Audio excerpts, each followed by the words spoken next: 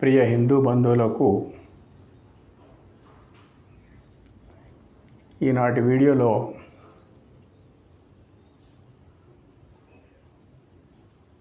హిందువులకు ఎవరో శత్రువులు ఉన్నారు, వాళ్ళే హిందూ ధర్మాన్ని విధ్వంసం చేస్తున్నారు అనే భ్రమలోపల నుండి బయటికి రావాలి మనం. ఎందుకంటే సనాతన భారతీయ సంస్కృతి అలియాస్ హిందూ ధర్మం కోట్లాది సంవత్సరాల చరిత్ర ఉంది మనకు. అనాది నుండి అనంతం వరకు సరిపోయేంత పరిపూర్ణమైన ఆధ్యాత్మిక విజ్ఞానం ఉంది మనకుండే సాహిత్యం సాగర సమానం. ఈ సాహిత్యంలో ఎన్నో అవతారాలు పునీతమైపోయినటువంటి సందర్భం కూడా మనకుంది. హిందూ ధర్మంలో హిందువుల యొక్క సాహిత్యంలో లేనిదంటూ ఎప్పుడూ ఎక్కడా లేదు. ఎప్పుడు ఎక్కడ ఏది ఉన్నా అది ఇందులోనిదే. అరాకొర వేరే వాళ్ళు ఏం మాట్లాడుతున్నప్పటికైనా, వాళ్ళ సాహిత్యపరమైన మాటలు ఏం ఆడుతున్నప్పటికైనా కానీ విధర్మీయులు ఆ మాటల యొక్క వెలుతురు ఏమైనా ఎక్కడైనా అరాకొర ఉంటే అది ఇందులోపలదే. ఎందుకంటే లక్షల కోట్లాది సంవత్సరాల చరిత్ర ఉన్న సనాతన భారతీయ సంస్కృతి అలియాస్ వైదిక ధర్మం ఏదైతే ఉందో, దాని తర్వాత ఎవరొచ్చినా వాళ్ళలో ఉన్నాయన్నీ అంతకు మొదలు మన సాహిత్యంలో ఉన్నాయంటే ఆల్రెడీ మనని వాళ్ళు అనుకరిస్తున్నట్టే లెక్క. మేము కొత్తగా చెప్తున్నాం వినండి అంటే పాపం వాళ్ళకు పాతగా ఉన్నది మన దగ్గర, ఆ విషయాలు ఉన్నాయి, వాళ్ళకు తెలియవన్నట్టు. వాళ్ళు ఏం చేస్తూ ఉన్నారు, మన ధర్మంలో ఉన్నటువంటి వాటిని యథాతథంగా చెబితే వీళ్ళు అనుకరిస్తున్నారు అంటే కాపీ కొడుతున్నారని అనుకోకుండా భాషను మార్చడం, సాంకేతిక పదజాలాన్ని మార్చడం, ఏదో మేము కొత్తగా చెప్తున్నామని భ్రమింపజేయడం తప్ప మరేమీ లేదు. అయితే మన సాహిత్యం గురించి మనకు పరిచయం లేదు, ఇతరుల సాహిత్యం గురించి, విధర్మీయుల సాహిత్యం గురించి అస్సలే తెలియదు మన వాళ్ళకు.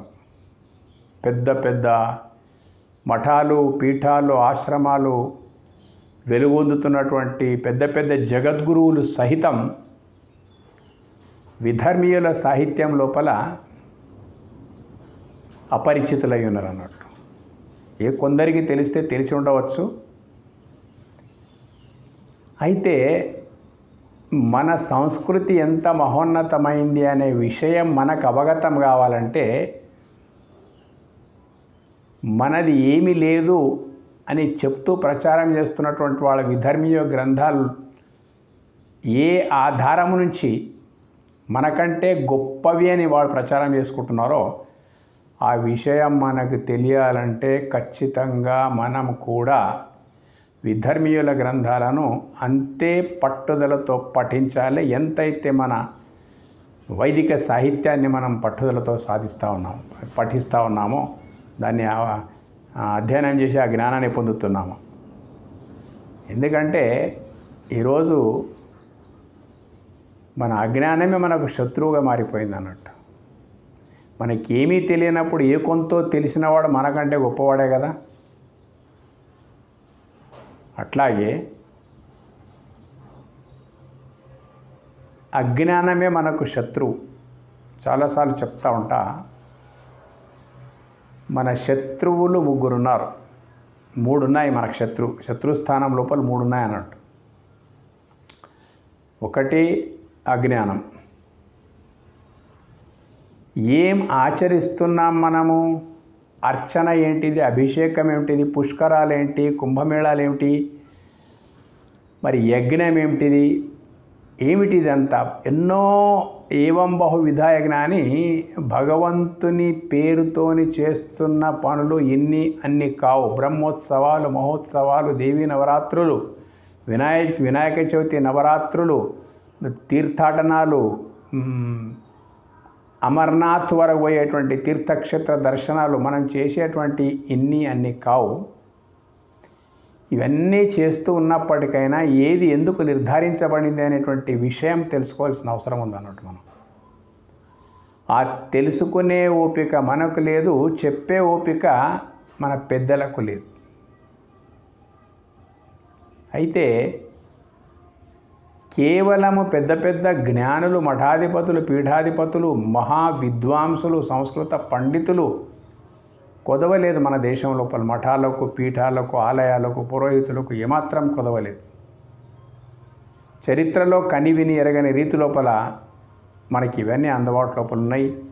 అనేక శాస్త్రాలు, అనేక అనువాదాలు, ఎన్ని భాషల్లో కావాలంటే అన్ని భాషల్లో అనువాదాలు అంతా మనకు అందుబాటు లోపల ఉన్నాయి.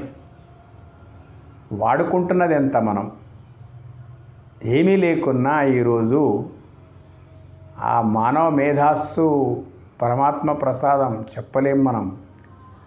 ఇన్ఫర్మేషన్ టెక్నాలజీ పేరిట, సాంకేతిక సమాచార విప్లవం పేరిట మన ముందున్న ఇన్ఫర్మేషన్, మన సనాతన ధర్మాన్ని గురించి మనం తెలుసుకోవాలంటే మన ముందున్న ఇన్ఫర్మేషన్ ఎంత గొప్పగా ఉందంటే, ఆ రామాయణము టీవీ సీరియల్ వస్తుందంటే, మహాభారతం టీవీ సీరియల్ వస్తుందంటే నిజంగా మనము ఆ రాముని సమకాలీకులుగా ఉండి వాళ్ళదంతా మనం ప్రత్యక్షంగా చూస్తున్నంత భవ్యమైన రీతి లోపల సీరియల్స్, చిత్రీకరణలు, చిత్రాలు ఇవన్నీ మన ముందున్నాయి అన్నట్టు.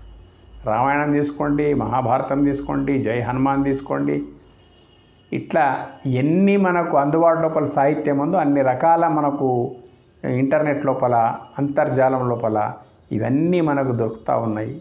చాలాసార్లు చెప్తాను, ఈ సౌభాగ్యం గతంలో ఎవరికీ ఎప్పుడూ లేనటువంటి సౌభాగ్యం ఈరోజు మన ముందుంది. అయినా శాస్త్ర సాంకేతిక రంగాల లోపల అత్యున్నత శిఖరాలను అందుకుంటున్నటువంటి భారతీయ హిందువులు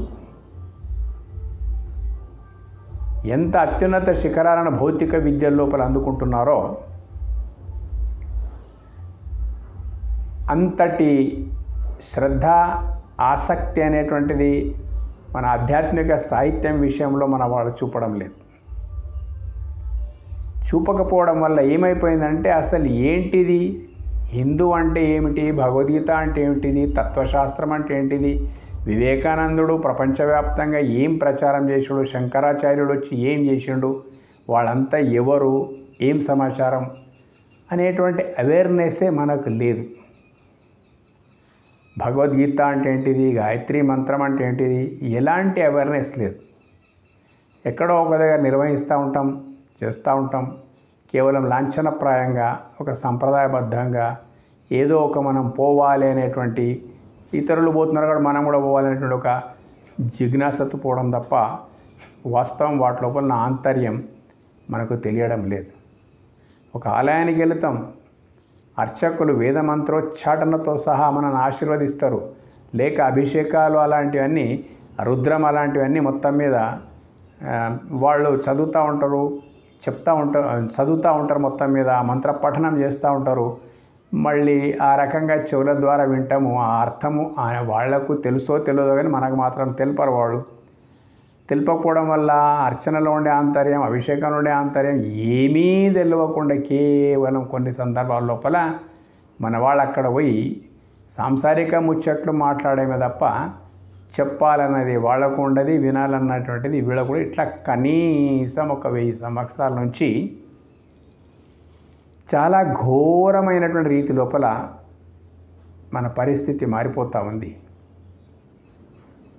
గత 500 సంవత్సరాల మొదలు, 1000 సంవత్సరాల మొదలు ఇంత సాంకేతిక విప్లవం లేకున్నప్పుడు కానీ అప్పటి వాళ్ళ లోపల పట్టుదల చాలా ఉంది హిందువుల లోపల. వాళ్ళు విధర్మీయులను తరిమి కొట్టడం లోపల వాళ్ళదైన పాత్ర వాళ్ళు పోషించుకున్నారు. ఎన్నో బాధలకు నోచుకున్నారు, తిప్పి కొట్టినరు. యావత్ భారతదేశం లోపల ఉండేటువంటి విధర్మీయ శక్తులను ఎంతో కష్టపడి ఒక 200, 300, 400 సంవత్సరాల పాటు కష్టపడి వాళ్ళందరినీ తరిమి కొట్టడం లోపల సఫలమైపోయినాం మన మొత్తం మీద. కానీ దేశం ముక్కలు మాత్రం అయిపోయింది అన్నట్టు. కుట్ర, విధర్మీయుల యొక్క కుట్రల దేశం ముక్కలైపోయింది. అయితే ఏమో చాలా స్వాతంత్ర సమరానికి పాటుపడ్డటువంటి స్వాతంత్ర సమర యోధుల లోపల ప్రతి ఒక్కరూ తత్వజ్ఞానులై ఉండ్రి. బాల గంగాధర్ తిలక్, లాలా లజపత్ రాయ్, రవీంద్రనాథ్ ఠాగూర్, స్వామి వివేకానంద, స్వామి దయానంద సరస్వతి, వీళ్ళంతా దాస్య శృంఖలాల లోపల ఉండేటువంటి ఈ యొక్క భారతదేశాన్ని స్వతంత్ర భారతంగా మార్చడానికి కొరకు వాళ్ళ కాలం లోపల వాళ్ళు చేయవలసిందంతా గట్టిగా చేశారన్నాడు మొత్తం మీద. అయితే వాళ్లకు చేయడానికి తగిన జ్ఞానం ఉండింది. ఆ జ్ఞానం యొక్క ప్రభావం నుంచి ఎన్ని కష్టాలు వచ్చి నిలదొక్కున్నారు. మనం బాల గంగాధర్ తిలక్ స్వతంత్ర సమరం లోపల బ్రిటిష్ వాళ్ళు తీసుకుపోయి మాండాలే జైలు వేస్తే అక్కడ అతను నిరాశకు లోను కాలేదు. ఇదొక సౌభాగ్యం అనుకున్నాడు. అక్కడే గీతా రహస్యం అనేటువంటి గ్రంథాన్ని జైలు లోపలే రచించండి అతను. అంటే ఎంత గొప్ప జ్ఞానం అంటే ఆ పనులు చేసి ఉంటారు మొత్తం మీద. ప్రతి ఒక్కరికి అప్పుడు జ్ఞానం ఉండింది. కాబట్టి ఆ సూర్యుడు అస్తమించిన బ్రిటిష్ సామ్రాజ్యాన్ని తరిమి కొట్టడం లోపల సఫలమైనరు. అంతకు మొదలుండేటువంటి విదేశీ ఆక్రాంతలు ఎవరైతున్నారో వాళ్ళు ఎవరైతే అరబ్ దేశాల నుంచి ఇక్కడికి వచ్చేసి మన దేశం లోపల తిష్టి వేసుకొని కూకున్నారో వాళ్ళని తరిమి కొట్టడం లోపల కూడా ఛత్రపతి శివాజీ, రాణా ప్రతాప్ సింగ్, ఝాన్సీ లక్ష్మీబాయి, అల్లూరి ఝాన్సీ లక్ష్మీబాయి ఇలాంటి వాళ్ళందరూ కూడా ఆ టైం లోపల ఎంతో పాటుపడరు అన్నట్టు. ఈ 16వ శతాబ్దానికి పూర్వం ఉండేటువంటి ఆక్రాంతల యొక్క దురాక్రమణదారుల యొక్క ఎవరైతే మన సోమనాథ్ మందిర్ను కూల్చేసిండ్రో, మందిరాలను కూల్చేసిండ్రో, మందిరాల లోపల విగ్రహాలను తీసుకొని వచ్చి కాళ్ళ క్రింద వేసి తొక్కుకుంటూ పోయినరో, ఈ రకంగా అఖండ భారతదేశం లోపల ఒక శక్తిని స్థాపించుకొని కూర్చున్నటువంటి వాళ్ళని కూడా తరిమి కొట్టడం లోపల ఆనాటి వాళ్ళు సఫలీకృతులైనటువంటి విషయం మనం మర్చిపోకూడదు. ఇప్పుడు మనం ఉన్నదే స్వతంత్ర భారతదేశంలో. అయినప్పటికైనా కానీ ఆధ్యాత్మికంగా వెనుకబడ్డాము అని అందామా, సంఘటన శక్తి లోపల ఎదుటి వాళ్ళ గుండెలు ఎదిరేంత సంఘటన మన దగ్గర ఉంది, లేదని కాదు. కుంభమేళా 144 సంవత్సరాల తర్వాత వచ్చేటువంటి కుంభమేళకు 66 కోట్ల మంది అక్కడ తీర్థస్నానాలు చేసి వచ్చానంటే ఈ సంఘటన అపూర్వమైనటువంటిది, అద్వితీయమైనటువంటిది, అద్భుతమైనటువంటిది అన్నది కరెక్ట్, ఒప్పుకుందాం. కానీ మనకు కష్టాలు వచ్చినప్పుడు, అదేవిధంగా అయోధ్య లోపల రాముని పునఃప్రతిష్ఠ ఏదైతే జరిగిందో ఆ పునఃప్రతిష్ఠ మహోత్సవం, ప్రాణప్రతిష్ఠ పునఃప్రతిష్ఠ మహోత్సవానికి ఎంతటి స్పందన యావత్ దేశం నుంచి అంటే ప్రశంసనీయమైనటువంటి స్పందన, ఒప్పుకుందాం. ఎక్కడ ఏ బ్రహ్మోత్సవాలు ఉన్నాయన్నా కానీ లక్షల్లో జనం, వేలల్లో కాదు. ఎక్కడ ఇలాంటి అన్నీ జరుపుతూ ఉన్నప్పటికైనా ఎంతోమంది విద్వాంసులు, పీఠాధిపతులు, ప్రవచనకారులు, ఆలయాలు, అర్చనలు, అభిషేకాలు కానీ విని ఎరగని రీతి లోపల ఎన్ని ఉన్నప్పటికైనా కానీ మనం అపారంగా నష్టపోతూ ఉన్నాం. అంటే చాప కింది నీరులా విధర్మీయులు విషతుల్యమైనటువంటి వాళ్ళ భావజాలాన్ని మనకు రుద్ది సఫలీకృతులవుతూ ఉన్నారు. ఎలాంటి జ్ఞానానికి నోచుకొని యువతీ యువకులను అట్లే వల పన్ని వాళ్లకు ఏవో భ్రమలు కల్పించి, డబ్బు ఆశ కల్పించి, పెండ్లిల ఆశ కల్పించి తీసుకొని పోయి కసాయి వాడికి ఎట్లయితే మేకలను నమ్ముతామో అట్లా మన పిల్లల్ని తీసుకొని పోయి అమ్మేటువంటి మిషనరీ అంటే ఒక యంత్రాంగాలు ఏవైతున్నాయో యావత్ భారతదేశంలో వ్యాపించి ఉన్నాయి. అప్పుడప్పుడు మనం చూస్తూ ఉంటాం, మళ్ళీ మర్చిపోతుంటాం. టీవీ ఛానల్స్ వాళ్ళు కూడా ఏదైనా బయటకు వచ్చిందంటే ఒక 3-4 రోజులు బాగా దాన్ని ఊపి పెట్టేస్తారు మొత్తం మీద. ఇప్పుడు ఇటీవల చాంగూర్ బాబా ఎంతటి సపోర్ట్ ఆయనకు విధర్మీయుల నుంచి, వేరే దేశాల నుంచి భారతదేశంను విధ్వంసం చేయాలని చెప్పేసి ఎన్ని కుట్రలు పన్నాగాలు పన్నుతూ ఉన్నారు మొత్తం మీద పన్ని ఉన్నారంటే 2015 లోపల ఏదో చిన్న చితక వ్యాపారం సైకిల్ మీద ఉండి ఏమో చేస్తున్నటువంటి ఉంగరాలు అమ్మేటువంటి వ్యక్తి 10 సంవత్సరాల లోపలనే 1000 కోట్ల సమీకరణలు జరిపి వేలాది మంది హిందూ యువకులను వాళ్ళు వేటాడి మత మార్పిడి జరిపించి వాళ్ళ భావజాలానికి అనుకూలంగా తయారు చేసి దేశవ్యాప్తంగా ఇదే ఉంది. మత మార్పిడులతో నాగకుండా ఇందులో కొందరు తెలివితేటలు బాగున్నటువంటి వాళ్ళని ఉగ్రవాదులుగా మార్చడము, రాక్షస భావజాలం వాళ్ళకు రుద్దడము, హింసను ప్రేరేపించడము, విధ్వంసాలు సృష్టించమని చెప్పడము, మారణకాండకు పూనుకోవడము. పహల్గాం లోపల ఏమైంది చూడండి. ఇటువంటి 1-2 మనకు మన దృష్టికి వస్తున్నటువంటి చాలా తక్కువ, అండర్ గ్రౌండ్లో జరుగుతున్నటువంటి చాలా ఎక్కువ. ఏది దృష్టికి వస్తే అదే పెద్దగానే మనం అనుకుంటున్నాం. చాంగూర్ బాబాలా అంటే అసలు వాళ్ళు నలుమూలల దేశవ్యాప్తంగా వ్యాపించి ఉన్నారు. దొరికితే దొంగ, లేకపోతే దొర. అతి కష్టం మీద అక్కడ ఉత్తరప్రదేశ్లో ఉండే గవర్నమెంట్, అక్కడ ఉండేటువంటి పాలకవర్గం చాలా శ్రద్ధ తీసుకోవడం వల్ల ఏదో కొంత బయటపడుతూ ఉంటుంది మొత్తం మీద. కానీ మళ్ళీ మర్చిపోతుంటాం. వాళ్ళు మాత్రం మరవరు. ఏదో ఒకరిని మనం ఫైర్ చేసి చంపేసినామని అనుకుంటే అలాంటి వాళ్ళు మళ్ళీ రెడీలీ ఉంటుంది అన్నట్టు. పుట్టలోనే చెదలు వచ్చినట్టు ఒకటి తర్వాత ఒకటి వస్తూనే ఉంటారు మొత్తం మీద. ఈ రకంగా ఎట్లా ఉందంటే ఎక్కడో ఉత్తరప్రదేశ్లో ఉంది విధర్మీయుల యొక్క విషతుల్య భావజాల ప్రచారము, ఇక్కడ లేదు అనుకోవడానికి అవకాశం లేదు. గ్రామాన విషతుల్యమైనటువంటి భావజాలం వ్యాపింపజేయడానికి ప్రయత్నం చేస్తూనే ఉన్నారు. అంతర్జాలం, ఇంటర్నెట్ అంటారు చూడండి. ఆ ఇంటర్నెట్ మాదిరిగా, ఇంటర్నెట్ అని అదే వింటున్నాం మనం, కానీ విధర్మీయుల యొక్క విషతుల్య భావజాల వ్యాప్తి ఏదైతే ఉందో ఆ ఇంటర్నెట్ లాగా వ్యాపించి ఉంది మొత్తం భారతదేశం లోపల. అసలు ఎంతకంటే ప్రభుత్వాలు వాటిని నియంత్రిస్తే చెప్పండి. ప్రభుత్వాలు ఎంతకంటే నియంత్రిస్తే, ఎంత మనతో పోలీసు ఉంది, ఎంత వ్యవస్థ ఉంది, ఇంకా వేరే పనులు కూడా ప్రభుత్వానికి ఉంటాయి. చేసేంత చేస్తూ ఉన్నారు. కానీ ఏదే కానీ మార్పు రావాలి, సమూలమైనటువంటి మార్పు రావాలి అని అనుకుంటే ఆ మార్పు ప్రజల లోపల రావాలి, హిందూ సోదరుల లోపల రావాలి. హిందువులు మొట్టమొదలు అజ్ఞానాన్ని దూరం చేసుకునే ప్రయత్నం చేయాలి. అజ్ఞానం దూరం చేసుకునేందుకు కొరకు విజ్ఞాన సాధనాలు కావలసినన్ని మన దగ్గర ఉన్నాయి. కానీ ఎంత మాత్రం వాడుకోకుండా వైఫల్యం చెందుతూ ఉన్నాం మనం. అజ్ఞానం, ఎప్పుడు జ్ఞానం కొరకు నువ్వు ప్రయత్నించవు. జ్ఞానం ఎట్లా దొరుకుతుంది ప్రపంచంలో మనిషి కంటే? శ్రద్ధావాన్ లభతే జ్ఞానం అంట. ఎవడికి శ్రద్ధ ఉంటుందో వానికి జ్ఞానం లభిస్తూ ఉంటుంది. ఆ తర్వాత ఎవరికి అజ్ఞానం దూరం కావాలంటే శ్రద్ధ కావాలి. మనకు అజ్ఞానం ఉన్నది, అశ్రద్ధ ఉన్నది, మరీ ప్రయత్నం చేద్దామంటే అహంకారం కూడా మెండుగున్నది. మనకు తిప్పి కొడుతూ ఉంటాం. పెద్ద వాళ్ళు చెప్పేటువంటి మాటలను తిప్పి కొడుతూ ఉంటాం. అహంకారంతో ఉరిగిపోతూ ఉంటాం. ఈ 3 రోగాల నుంచి బయట పడితే కానీ భావితరానికి న్యాయం అనేటువంటిది జరగదు. 1947 లోపల 2047 వరకు, అంటే 1947 స్వాతంత్రం వచ్చింది కాబట్టి 2047 వరకు మనకు 100 సంవత్సరాలు అయిపోతుంది అని మనం అనుకుంటున్నాం.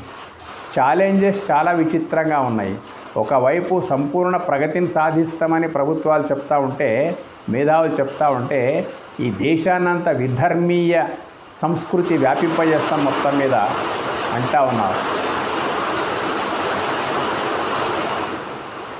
దీన్ని తిప్పికొట్టే సాధనం ఏంటిదంటే మనం జ్ఞానాన్ని పెంపొందించుకోవాలి, జ్ఞానం కొరకు శ్రద్ధను పెంపొందించుకోవాలి. ఆ తర్వాత అహంకారాన్ని తరిమి కొట్టి మన యొక్క స్వధర్మం ఏదైతే ఉందో దాని ముందు మనం లొంగిపోయి మనం ఆ స్వధర్మాన్ని ఆచరించే స్థాయికి ఎదగవలసిన అవసరము ఎంతో ఉంది.